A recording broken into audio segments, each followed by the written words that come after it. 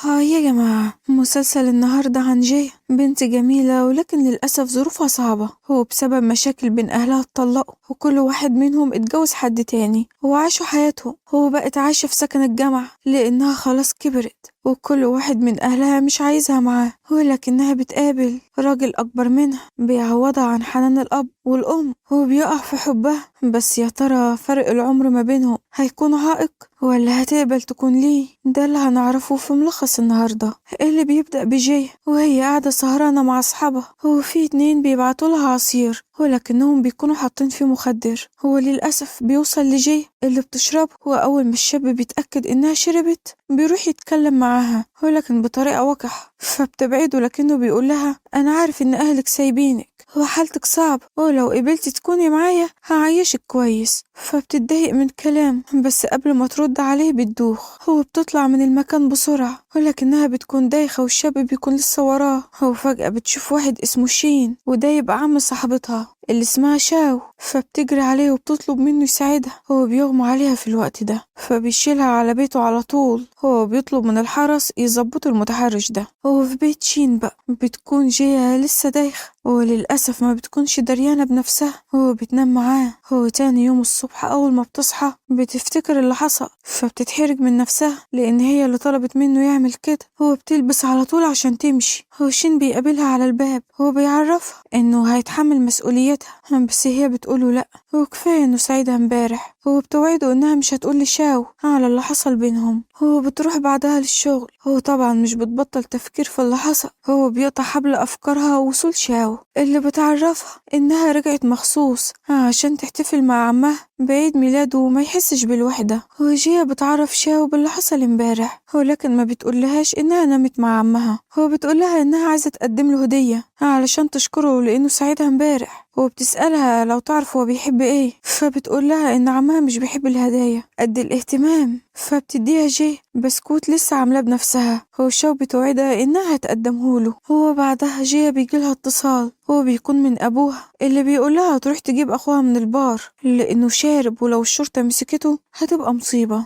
لكنها بتعاتب أبوها على عدم خوفه عليها وهي بنت، وخايف على أخوها الولد أكتر منها، لكنه بيزعق لها وبيقول لها إنه أصغر منها ولازم تهتم بيه. فبتضطر إنها تتحرك على هناك. وفي نفس المكان ده بيكون شين موجود مع شاو وأصحابه بيحتفلوا بعيد ميلاده. هو شاو فعلا بتقدم له البسكوت. هو بتعرفه إنه من جيا وهي اللي عملته بنفسها، فبياخده منها. هو بياكل منه ومش بيسمح لأي حد تاني ياخد منه. هو لكنه في الوقت ده بياخد باله من جيا بتكون معدية، فبيجري وراها. هو بتكون أخيرا وصلت لأخوها، هو بتقوله يتحرك معاها على البيت فورا، هو لكنه بيرفض. وأصحابه بيقعدوا يهددوا فيها عشان تمشي، بس هي بتهددهم إنها تبلغ الشرطة لو ما تحركوش حالا على مدرستهم. فواحد منهم بيتعصب عليها، هو بياخد إزازة مشروب وكان لسه هيكسرها فوق دماغها، ولكن بيدخل شين في الوقت ده. هو بياخد الضربة بدلها. هو بتتخدش هي في رجلها ولكنها مش بتاخد بالها. هو بعدها شين بيأمر الحرس يظبطوا الولد العبيط اللي احتدى عليه، هو يطردوهم كلهم بره على المدرسة. وجيه بتشكره على اللي عمل عشانها، لكنه بيلاحظ إنها اتخدشت في رجلها. هو بيروح شايلها وهي بتقوله على فكرة أنا بعرف أمشي لوحدي، ولكنه بيقول لها امسكي في رقبتي كويس.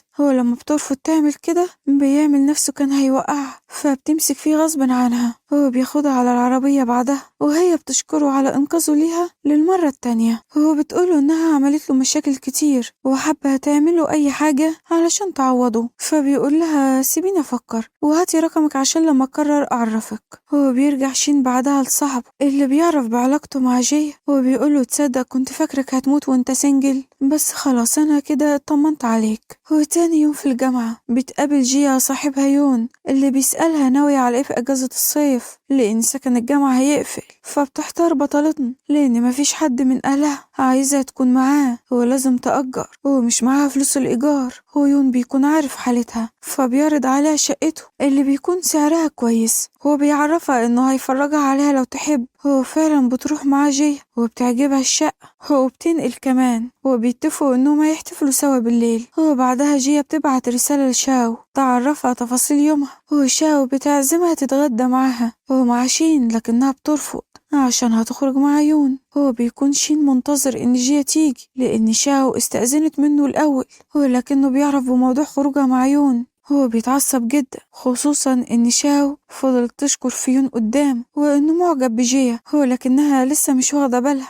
هو بالليل بقى بتكون جيا راجعة مع يون اللي بتشكرها على مساعدته ليها، هو بتعرفه انها ترجع لوحدها، ولكن بترجع بتلاقي صاحبة البيت بترمي في لبسها وحاجتها، وبتقول لها انها مش بتسكن هنا غير العائلات، ويون كدب عليها وقال لها ان هي مع عيلتها، فبتضطر جيا انها تلم شنطتها وتمشي. هو في الطريق بتتصل على امها عشان تروح تقعد معاه لان الدنيا بتبقى ليل والوقت متأخر، ولكن امها بتقول لها ما تجيش. هو قبل ما تعرفها حالتها بتقفل في وشها التليفون. هو في نفس الوقت ده شاو بتكون قلقانة عليها لان تليفونها اتقفل. هو بتعرف عمها شين اللي مش بيكدب خبر، هو بياخد العنوان وبيتحرك عليه على طول. هو بنرجع لجيا بقى اللي كانت ماشية في الشارع وعمالة تعيط على حالها وحظها الهباب وإهمال أهلها ليها وهي كبيرة، وحتى وهي صغيرة ما كانوش بيبطلوا خناق قدامها. هو مرعوش إحساسها وعقدوها من صغرها. هو فوق كل ده لما اتطلقوا كل واحد منهم بقى يرميه للتاني شوية، هو بقت يتيمة وأهلها عايشين. وفي وسط الحزن ده بيظهر شين اللي بيجري عليها، ولما بيلاقيها بتعيط بيشيلها على طول من غير استئذان على العربية. هو بيتعمد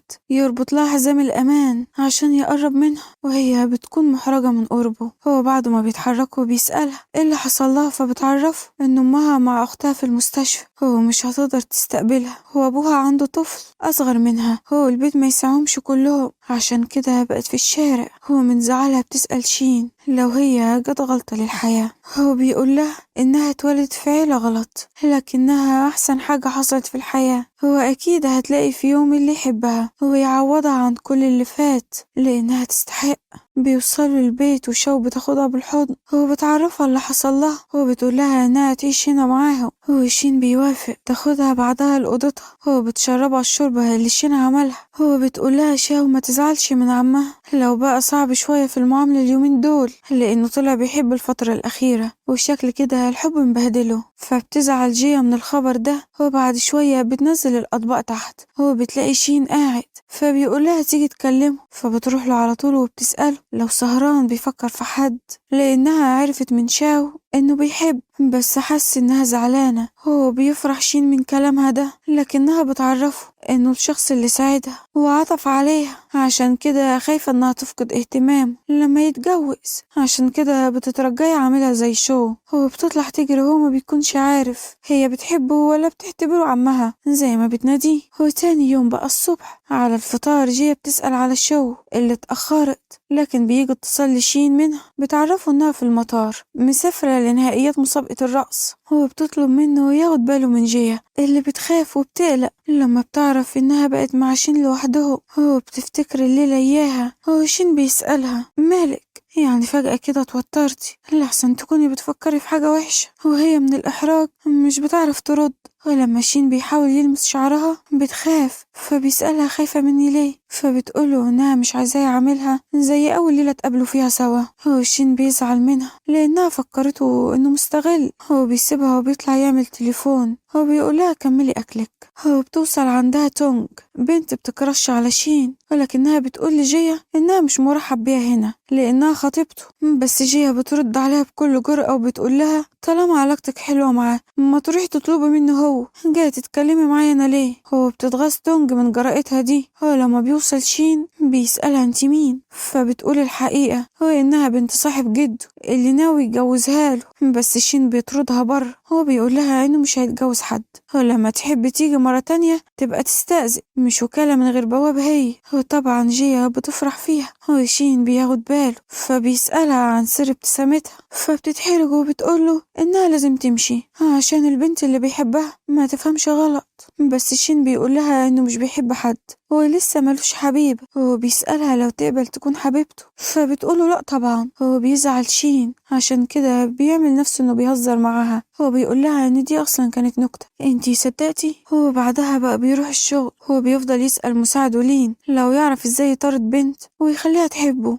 بس لين ما بيكونش عارف، فبيستعين شين بصاحبه اللي بيقوله المفروض إنها تشوفك كراجل قد المسؤولية. وبنرجع تاني لجاي اللي بتصحى من نومها كانت بتحلق باليوم إياه اللي قضته مع شين. بتخاف من تفكيرها ده وبتزعق لنفسها لأنها قليلة أدب. بعد شوية بيوصل شين بيلاقيها في المطبخ بتكون ماسكة بطنها، فبيشيلها وبيطلعها الأوضة وبيعمل لها حاجة دافية وبيخليها تشربها، بس هي بتكون خايفة ومتوترة. مش عايزاه يقرب منها وهو بيكون حاسس بخوفها. متضايق جدا. بيقول لها تريح شوية لحد الصبح. بيصمم إنه يدلك لها بطنها عشان تحس براحة. بتنام جيا بعدها، فبيقرب منها وهي نايمة بيبوسها. وتاني يوم الصبح بيتقابلوا على الفطار وبيسألها شين لو بقت بخير، فبتقوله أيوة وبتشكره على اهتمام بيها ليلة امبارح. بيعرفها شين إنه ورا شغل وهي هتفضل في البيت عشان ترتاح. بس بعد ما بيمشي بيبعت لها يون رسالة عشان تقابله في المكتبة ويذاكر لها شوية. بنشوفها مع يون في المكتبة بعدها بتوصل لها رسالة من شين عشان تروح تتغدى معاه، بس هي بترد عليه يتغدى لوحده لأنها بتذاكر مع زميلها وهتتأخر شوية برا. بالليل بتكون جيا خلصت مع يون خلاص اللي كان واقف معاه بتشكره على مساعدته ليها. اللي بيكون مراقبه من بعيد بيكون شين من عربيته. بيتضايق لما يون بيحط ايده على شعرها. بيقول للسواق يرجع للبيت. مش بيرضى حتى ياخدها معاه. بترجع جيا بعدها للبيت. بتلاقي شين قاعد لها في الضلمة. بيسألها لو انبسطت في خروجة النهاردة، فبتقوله ان يون زميلها ساعدها كتير وفضلت تشكر فيه قدامه وهي مش حاسة بالنار اللي في قلبه. فبيتعصب عليها شين. بيقول لها أي حد يساعدك بيبقى كويس تطلعي معاه عادي. فبتسأله جيا لو متضايق من تأخيرها برا عشان كده بيزعق لها. بتقوله إنها مستعدة تنقل لو حاسس إنها تقيلة عليه، ولكن ده بيعصبه أكتر. بيقول لها ما تغيرش الموضوع. بيطلب منها ما تاخدش راحتها قوي كده مع الشباب لأنها ما تعرفش نواياهم ايه حتى لو كانوا بيساعدوها. فبترد على جيا بإن هو كمان ساعدها قبل كده، مش عارفة نواياه وطالما كده يبقى لازم بقى تخاف منه. بيتعصب شين أكتر من ردها بيسيبها وبيمشي. وهي بتتصل على الشاو بعدها بتسألها لو عمها ده طبعه صعب قوي كده. بتعرفها إنه كل شوية بيزعق لها، ولكنها بترد عليها وبتقول لها إن عمها شخص هادي ملوش في العصبية. فبتستغرب جي طالما كده يبقى ليه بيتعامل معاها بالطريقة دي. بنرجع تاني لشين اللي بيتصل على لين. بيطلب منه يرعى حدث بكرة في مدرسة جيا. تاني يوم بيوصلوا الطلاب للمدارس بينبهروا بالتنظيم اللي فيها. بيكونوا عارفين إن حد مهم جاي، بس مين بيكون كله مستني يعرف. شوية وبيوصل شين اللي كان بيراقب جيا من بعيد هي ويون. بتكون نار الغيرة بتنهش في قلبه، بس أول ما جيا بتشوفه بتاخد صاحبتها وبيبعته. بيستغرب شين من تصرفها ده. وأثناء الاحتفال صاحبة جيا بتتعب وبتطلب منها تروح للحمام معاها، بس بتتفاجئ إن يون عامل لها مفاجأة بيطلب منها الارتباط. لكن فجأة النور بيقطع وبيظهر شين اللي بياخد جيا للأوضة وبيقفل عليهم. بيفضل يقرب منها. لما زمايلها بيخبطوا عليها بيجبرها إنها ترد وترفض عرض يون. بتكون جيا خايفة ورافضة تعمل كده، بس شين بيهددها إنه هيفتح الباب وهيعمل لها فضيحة. فبتضطر إنها ترفض يون. بتقوله يمشي زي ما شين أمرها. بتفضل تعيط بعدها من خوفها منه. بيشيلها وبيحطها على الترابيزة. كان لسه هيقرب منها بس بتضربه بالقلم. بتقوله انت شكلك شارب، فبيقول لها لأ. بيحترف لها بحب وهي بتقوله إنها في مقام شاو. ازاي يفكر فيها كده؟ لكنه بيعرفها إنه من أول يوم قابلها فيه وهو واقف في حبها. بيسألها لو هترتبط بيه، فبتقوله يديها شوية وقت، بس بيرفض لأنه خايف لحسن تهرب منه. كمان حتى لو خدت وقت في التفكير حتى لو رفض كده كده خلاص هيتجوزها لأنه خلاص بيعتبرها ملكه. بيهددها لكن في الآخر بيتأسف لها على اللي عمله. بيعرفها إن ده من غيرته عليها مش أكتر. بياخدها بعدها على البيت. بيقعد يتكلم جنبها وهي نايمة. بيقول لها إنه مستحيل يتنازل عنها مهما حصل. تاني يوم بقى بيروح شين يقابل جده اللي بيكون عايز يعرف لو ارتبط بحد، فبيقول إنه بيحب بنت. طبعا الجد بيفرح جدا. بيطلب منه إنه يقابلها، بس شين بيقوله إن لسه علاقتهم في الأول ويستنى شوية وهو هيجيبها له لحد عنده وتتعرف عليه. بنشوف شين بعدها مع جيا هما بيفطروا. بيحط لها الأكل لكنها بتطلب منه يخليه في حاله. فبيقولها مش هينفع لأنه مش عارف يمنع نفسه عنها. هو بيقرب من شعرها وهو بيسألها ايه اللي خلى يون يلمس شعرك قبل كده. هو لما بتفتكر بتقوله ان كان في ريشة في شعرها وهو شالها. فبيعرفها انه بيغير من الافعال دي، هو ما ينفعش حد يقرب منها. هو بيقرب منها بعدها وهي بتقوله مش اتفقنا تسيبني افكر براحتي. هو بتطلع بعدها جيا تنام بس مش بتعرف من كتر التفكير فيه وفي تصرفاته اللي هتجننها اخر فترة. هو بيوصلها رسالة من شاو بتعرفها فيها انها محتاجة فستان معين تشتريه، هو ممكن يخلص. هو ده لانه ماركة غالية جدا. هو بتطلب منها تروح تجيبهولها. هو جيا بتوافق. هو بتروح فعلا المحل. هو صاحبة المحل بتشوفها. هو بتبعت رسالة للجد ان شاو اللي جت تاخد فستان حفيدته، فبيفرح انها راحت. ودي كانت خطة منه عشان يقابلها ويشوفها حتى لو من بعيد. هو بنرجع لجي اللي كانت مستنية صاحبة المحل تجيب لها الفستان، ولكنها بتشوف تونج الحرباية واللي بتقعد تتريق عليها لأنها بتتفرج على فستان غالي. هو مش هتقدر تشتري في الآخر. هو بتوصل بعدها العاملة اللي بتسلم لجي الفستان، ولكن تونج بترجع تضايقها تاني بالكلام. هو بتسألها يا ترى سرقة فلوسه منين ولا شغال عند حد وجاي تاخدهوله. هو بيسمعه من الجد من بره. هو بيؤمر الحراس يتصرفوا. هو قبل ما شيا تمشي بترجع لها العاملة وبتديها الفستان اللي عجبها. هو بتعرفها انها بقت عميلة مميزة، هو في اي وقت تيجي هتاخد اللي هي عايزاه. هو بعدها بقى بترن عليها صاحبتها عشان تروح لها المستشفى لانها تدخل العمليات. اما شين بيكلم الجد. هو بيديله كلمتين لانه ساب شيء تخرج من غير فلوس والناس قعدت تنقد عليها. وفي الوقت ده كانت جيا مع صاحبتها اللي هتعمل اجهاض لطفل حملت فيه من صاحبها. هو بتطلب منها تفضل جنبها لحد ما تخرج وما تقولش لحد. هو في الوقت ده بقى جوز ام جيا بيسمعه. هو بيفكر ان جيا هي اللي حامل، عشان كده بيتصل على امها تيجي تشوف اللي بيحصل. هو فعلا الام بتوصل. هو بتضرب بنتها. هو بتقول لها انا معرفتش اربيكي، هو ازاي تعملي كده. هو بيوصل شين على خناقتهم. هو بيدافع عن جيا. هو الام بتقول لها اكيد هو ده اللي ضحك عليكي، لكنه بيدافع عنها. هو جيا بتعرف امها ان مش هي اللي حامل. هو مستعدة تعمل فحص حالا لو مش مصدقاها. هو لكن الام بتصدقها. هو بتسألها يا ترى مين الاخ. هو بتعرف انه راجل غني جدا فبتحاول انها تلطف الجو. هو لكن شين بياخدها وبيمشي لانه عارف نية امها. هو بياخد جيا وبيرجعوا البيت وهي بتفضل تعيط لكنه بيهديها. هو بيقول لها ان محدش يستاهل دموعك وانا هنا جنبك، هو مش هتخلى عنك ابدا. هو بتفرح جيا بكلام. هو بياخدها وبيسهروا برا سوا. هو طبعا هي بتشرب كتير وبتتقل. هو بتبدأ تعلفط وتبهدل الدنيا بس شين بيقولها تهدي لان الناس بتبص عليهم. هو بيكون في حد بيصورهم. هو بيطلع انه يون. هو بعد ما بيخلصوا السهرة بياخدها شين على البيت. هو برضو بيكون يون موجود وبيصورهم. هو شين شايلها وداخل بيها البيت. هو بيحاول انه يفوقها ولكنه بيفشل. هو الاتنين بيقضوا الليلة سوا. هو تاني يوم بقى بعد ما شين بيطمن عليها هو بيديها دواء عشان المشروب اللي شربته امبارح. بيسيبها وبيروح شغله وهي بيجيلها اتصال من امها بتطلب منها تبعد عن شين لان علاقاته كتيرة. هو بيوعد بنات كتيرة بالجواز وبعدها بيسيبهم. بس جيا بتعرفها انه احسن منهم، على الاقل ما سيبهاش في الشارع لوحدها. هو حتى لو بيضحك عليها فهي راضية. هو بتنزل بعدها تقعد مع شين اللي بيسألها يا ترى فكرت في عرضه ولا لسه. هو لكنها بترفضه. فبيفكرها شين باللي قاله قبل كده وهو انه هيستنى لاخر العمر. هو مش هيغير رأيه ابدا. هو مش هتكون لحد تاني غيره. هو بيسألها مش عايزة تتجوزيني ليه.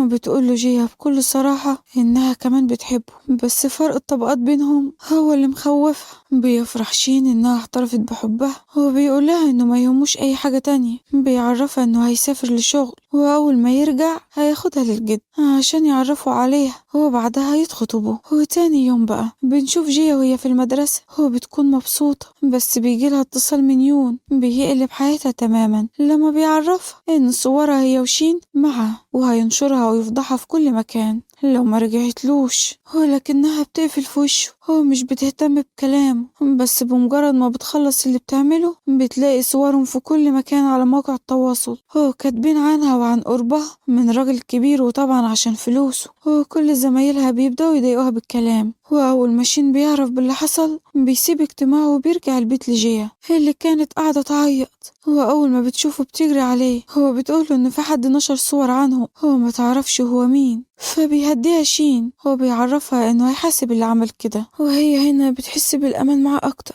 لأنه وقف جنبها أكتر من مرة. عشان كده بتعترف له بحبها للمرة التانية. هو بتعرفه إنها موافقة على الجواز منه. هو بيفرح شين لما بيسمع كلامها. هو تاني يوم في الشركة المساعد بيعرف شين إنه وصل للشبكة اللي نشرت الصور. هو رفع قضية عليهم، هو بيساوموهم حاليا عشان يوصلوا للنشر الحقيقي. هو بعدها بيرجع البيت. هو جيا بتفضل تترجاها عشان تخرج، لكنه بيبقى خايف عليها. هو بيقرب منها لأنه ما بيقدرش يتحمل لطافتها الزيادة عن اللزوم دي. هو لكن شو بتطب عليهم في اللحظة دي. هو بتزعل من عمها. هو بتكون مصدومة. هو بتقوله انت بتستغل صاحبتي عشان قاعدة عندك. هو لكنه بيقولها تلم لسانها وهو هيفهمها. هو جيا بتتكلم هنا. هو بتقوله يسيبهم لوحدهم شوية وهي هتتفاهم معاه. هو شاو بتسأل جيا لو عمها أجبرها على اللي هي بتعمله ده. هو لكن جيا بتنكر وبتعرفها ان هي اللي بتحب عمها. هو اللي بتعمله ده بتعمله برضاها، وانهم كمان ناويين يتجوزوا. هو شاو بتفرح بالخبر ده. هو ما بتكونش مصدقة ان عمها اخيرا هيتجوز. لا ومين؟ صاحبتها. هو تاني يوم بتروح جيا المدرسة. هو بتقضي يومها عادي. هو يون بيجي يطمن عليها. هو بيسألها لو وصلت للي نشر الخبر، فبتقوله انهم لسه بيدوروا عليه. هو في بيت الجد بقى. هم بتروح له شاو وحفيدته هي اللي بتعرفه كل حاجة عن جي. بتكون فرحانة انها تكون معاه في نفس البيت. هو لكن الجد بيكون عايز يشوفها ويقدم لها هدايا الجواز. هو بيتصل على شين عشان يجيبها له. هو فعلا مش بيكدب خبر. هو بياخد جيا لبيت الجد وهي لابسة الزي التقليدي ليهم. هو أول ما الجد بيشوفها بيفرح جدا. هو رغم إنها كانت خايفة من مقابلته، بس هو بيطلع شخص طيب. هو على عكس ما هي كانت فاكر، مش شخص متكبر ولا حاجة. هو بيقدم لها الجد اسوارة اليشيم ميراث العيلة الأكبر، وهي طبعا بترفضه في الأول، لكن شين بيصر عليها إنها تاخده. هو شاو هنا بتحس بالغيرة منها. هو بتعاتب جدها إنه ادالها الاسوارة دي. هو ما عطاش هي. هو بعدها الجد بيطلب من جيا وشين إنهم يتفرجوا على القصر، فبياخدها وبيمشي. هو بعدها الجد بيعاتب شاو. هو بيقول لها أنا حاسس إنك مش متقبلة جيه، بس أنا عايز أعرفك إن عمك عدى ال30. هو صعب يلاقي عروسة بسهولة، عشان كده لازم تتقبلي جيه، بس تتقبليها كمرات عمك مش صاحبتك. أما شين فبيكون أخد جيه وبيفرجها على القصر. هو بيجدد عرضه في الجواز وبيقول لها لو تقبل. طبعا بتقوله أيوه. هو بيقرب منها ولكنها بتقوله إنها لسه مش مستعدة للخطوة دي. هو بنشوف بعدها جيه وهي سهرانة مع شين في البار. هو بتسيبه عشان تروح الحمام، بس بتقابل يوم في الطريق هو اللي بيسألها عن علاقتها بشين لأنه أكبر منها. هو فرق السن بينهم كبير، فبتعرفه إنه بيعاملها كويس وإنها بتحب، لكن يون بيمسكها من إيدها. هو بيقول لها إنه مش مناسب ليها. هو بيطلع في الوقت ده شين اللي بيجي عليهم وجيا بتحلف له إنها ما عملتش حاجة، فبيقول لها عارف. هو بيشيلها وقبل ما يمشي بيحذر يون إنه يحط إيده على حاجة تخصه مرة تانية. هو بيرجع شين للبيت بعدها. هو بيقرب من جيا بس بعنف كأنه قاصد يعاقبها على قرب يون منها، وهي بتسأله بتعمل كده ليه؟ لأنها بتخاف منه لما بيتحول بالطريقة دي. فبيعرفها إنه بيحبها لدرجة الجنون. هو مش بيطيق أبدا أي حد يقرب منها غيره، وهي بتطمنه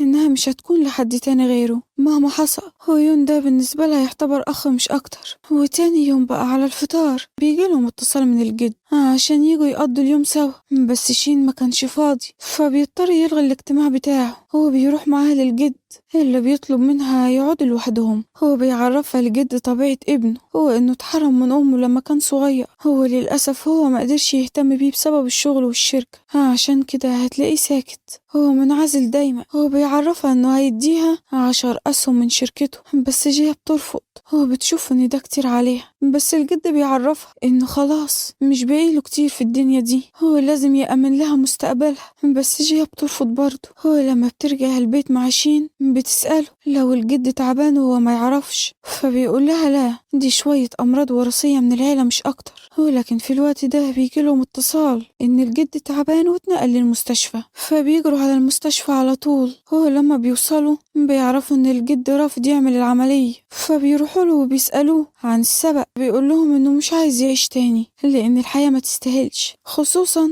إن جيا رافضة تنضم لعيلته. هو بتضطر جيا إنها تقبل الفلوس منه عشان يعمل العملية. هو فعلا بيعملها وبتنجح. هو بيوصي ابنه بعد ما يخرج إنه يتجوز جيا. هو الاتنين بيرجعوا البيت وجيا بتجهز الأكل. هو بتتفاجئ بشين وراها. هو بيطلب منها يساعدها في الأكل، بس على العكس بيعطلها. هو بتطلب منه جيا إنهم يتجوزوا، وهو على طول ما بيصدق. بياخدها على الأوضة عشان يناقشوا موضوع الأطفال بالمرة. وتاني يوم بقى بتسافر جيا لمامتها عشان تاخد أوراقها وكل حاجة تخصها، بس بتلاقي رد فعل غريب، خصوصا لما شافت إنها جاية بشنطتها. هو بتسألها لو ناوية تبات هنا لأن البيت ضيق. هو جوزها خلقه أضيق منه، بس هي بتقول لها لا ما تخافيش، أنا جاية أخد ورقي عشان هتجوز شين. وهنا الأم بترفض جوازها من شين. هو لكن جيا بتنفجر فيها. هو بتقول لها انت هتعملي نفسك أم بجد؟